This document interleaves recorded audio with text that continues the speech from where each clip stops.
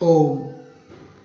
प्रिय विद्यार्थियों, राष्ट्रीय शिक्षा नीति 2020 के अंतर्गत माइनर कोर्स में बीए प्रथम वर्ष के प्रथम सत्र में फर्स्ट सेमेस्टर में जो आपका माइनर कोर्स के रूप में है, जिसको सभी पाठ्यक्रमों ने मेजर कोर्स का प्रथम पेपर उसको निर्माण किया था, परंतु कुछ पाठ्यक्रम बाद में स्थापित किए गए। उनमें संस्कृत माइनर के रूप में भारतीय संस्कृति एवं संस्कृत शीर्षक से इस लघु पाठ्यक्रम का माइनर कोर्स का निर्माण किया गया। तो मुख्य विषय संस्कृत को छोड़ करके अन्य जो संकाय के छात्र हैं वो इस माइनर संस्कृत को चुन सकते हैं, उसका चयन कर सकते हैं। तो सर्वप्रथम आप सबके सम्मुख उस संस्कृत माइनर कोर्स का पाठ्यक्रम, उसका सिलेबस आप सबके सामने है। मैं उसका परिचय कराना चाहता हूँ, जिससे आप लोगों को थोड़ी सी सरलता हो जाए कि आप लोग इस विषय का चयन कर सकें। तो प्रस्तुत है आप सबके सामने संस्कृत माइनर कोर्स, संस्कृत लघु पाठ्यक्रम, जिसका शीर्षक है भारतीय संस्कृति एवं संस्कृत, जो आपके सामने स्क्रीन पर भी दिखाई दे रहा है। इसमें सर्वप्रथम ये अधिकतम अंक 100 अंकों का होगा, जिसमें 25 इंटरनल के मार्क्स होंगे और 75 एक्सटर्नल के मार्क्स होंगे। 6 कालांशों में यह पूर्ण होगा। इसकी हम प्रथम इकाई पर आते हैं। प्रथम इकाई में आपको कुछ सामान्य परिचय पढ़ने हैं जो आपके सम्मुख हैं। नंबर 1 भारतीय दर्शन, नंबर 2 ज्योतिष, योग और आयुर्वेद, इनका सामान्य परिचय।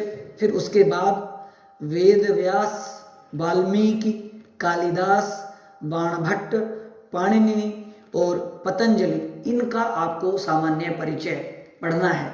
इनके बारे में थोड़ी थोड़ी जानकारी आपको करनी है। बहुत ज़्यादा पढ़ने की आवश्यकता नहीं है। इनका छोटा सा परिचय और इनके विषय में इनकी रचनाओं, जो कवि आदि हैं, इनकी रचना समय आदि का और उन रचनाओं का परिचय आपके इस पाठ्यक्रम के अंतर्गत है। अब दूसरी इकाई के अंतर्गत आते हैं। दूसरी इकाई में कुछ वैदिक मंत्रों का पाठ आपको पढ़ना है। नंबर 1 ऋग्वेद की तरफ हम आते हैं। तो ऋग्वेद के आपको जो मंत्र हैं वो इस प्रकार हैं। सबसे पहला ये मंत्र है भद्रम कर्णेभिः शृणुयाम देवाः। इस प्रकार से ये मंत्र है और ये 189 अर्थात एक मतलब प्रथम मंडल का 89वें सूक्त का 8वां सूक्त है, जो आपको पाठ्यक्रम में है, जिसको आपको पढ़ना है। बहुत आसान है। इसमें कल्याण की कामना की गई है, इसमें अच्छे प्रकार से देखने आदि की कामना की गई है। और दूसरा है जो आपको सभी को याद भी है, प्रसिद्ध है, गायत्री मंत्र जिसको हम कहते हैं। और ये तीसरे मंडल का 62वें सूक्त का 10वां मंत्र है। यह है ओम तत्सवितुर्वरेण्यम भर्गो देवस्य धीमहि धियो यो नः प्रचोदयात्, जो आपको याद भी है। अगला मंत्र है स्वस्ति पंथा मनुचरेम सूर्या चंद्र मसा विवौ। ये भी ऋग्वेद के पंचम मंडल के 51वें सूक्त का 15वां मंत्र है। और अगला मंत्र है सबसे अंतिम जो सूक्त है ऋग्वेद का, जिसको संगठन सूक्त कहते हैं, उसके 10वें मंडल का 191वें सूक्त का दूसरा मंत्र है। इस प्रकार ये ऋग्वेद के 4 मंत्र आपके पाठ्यक्रम में हैं। आगे हम आते हैं यजुर्वेद। यजुर्वेद का बहुत भी प्रसिद्ध मंत्र है, जिसको महामृत्युंजय मंत्र के नाम से जाना जाता है। और ये तीसरे अध्याय का 60वां मंत्र है। फिर आनो भद्रा कृतवो, ये इसमें स्वस्ति की कामना की गई है, कल्याण की कामना की गई है।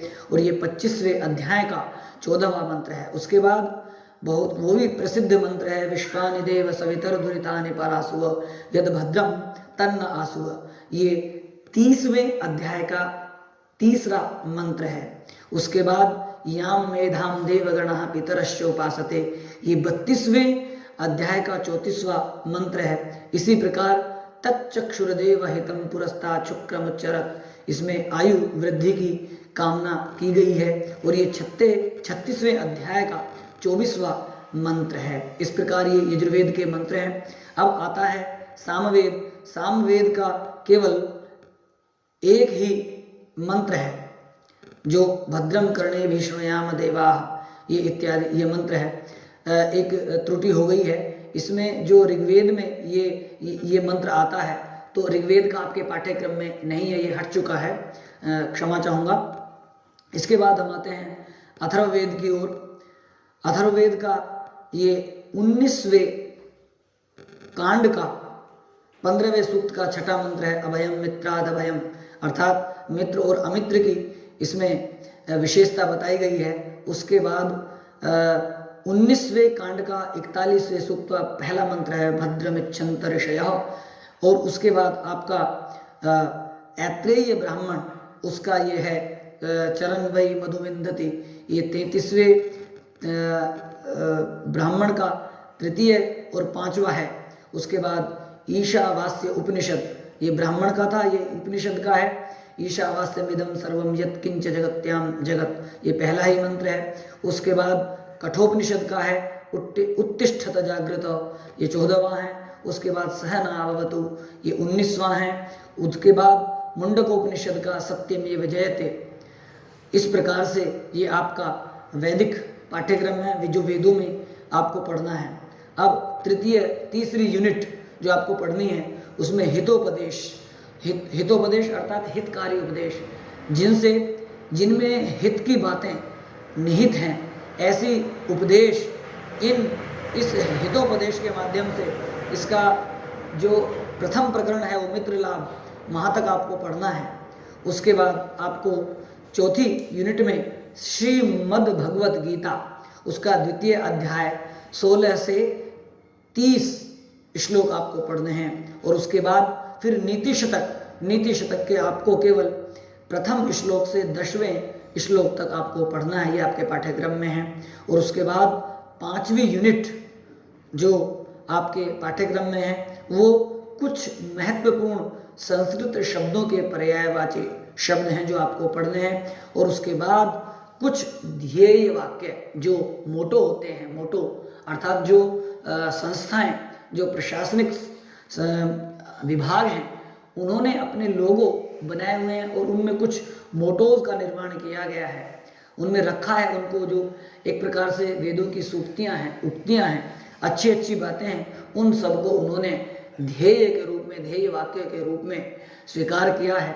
तो ये सारी की सारी चीज़ें ये जो अभी बताई गई हैं, ये आपके संस्कृत माइनर कोर्स में, उसके सिलेबस में हमने आपको बताई हैं। इसी चैनल पर आपको ये सारे के सारे इनके लेक्चर, इनके व्याख्यान, इस पाठ्यक्रम की तमाम विषय वस्तु आपको मिलती रहेंगी। आप इस चैनल के माध्यम से अपना पाठ पूरा कर सकते हैं। इति ओम।